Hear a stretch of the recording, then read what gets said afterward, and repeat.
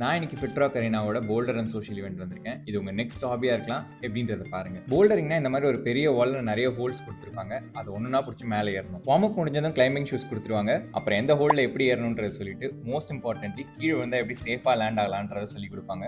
அவசரப்பட்டு பேர் கொடுத்துட்டோமா 3 மணி நேரம் எப்படா ஏறுறதுன்னு யோசிக்கிறப்ப தான் நான் போல்டர் அண்ட் சோஷியல்னு சொன்னல. ஸோ மியூசிக்கோட சேர்த்து அங்கே வந்த புது ஃப்ரெண்ட்ஸோட கனெக்ட் பண்ணிக்கிறதுக்கான ஆப்பர்ச்சுனிட்டியும் கிடைக்கும். சரி, வந்த வேலையை பார்ப்போம்னு கிளைம் பண்ண ஸ்டார்ட் பண்ணேன். பார்க்க ஈஸியாக தெரியலாம், ஆனால் நிஜத்தில் அப்படி இல்லை. இந்த ஹோல்ஸ் டிஃப்ரெண்ட் கலர்ஸில் வரும், டிஃப்ரெண்ட் ரூட்ஸுமே இருக்கும். இந்த ரூட்ஸோட நம்பர் இன்க்ரீஸ் ஆக டிஃபிகல்ட்டியும் அதிகமாகிட்டே வரும். இங்கே தான் என்னோட ஃபிட்னஸ் என்னோட கையை வாரி விட்டுருச்சு. ஐயோ, உள்ள உண்டியல் சத்தம் கேட்குது.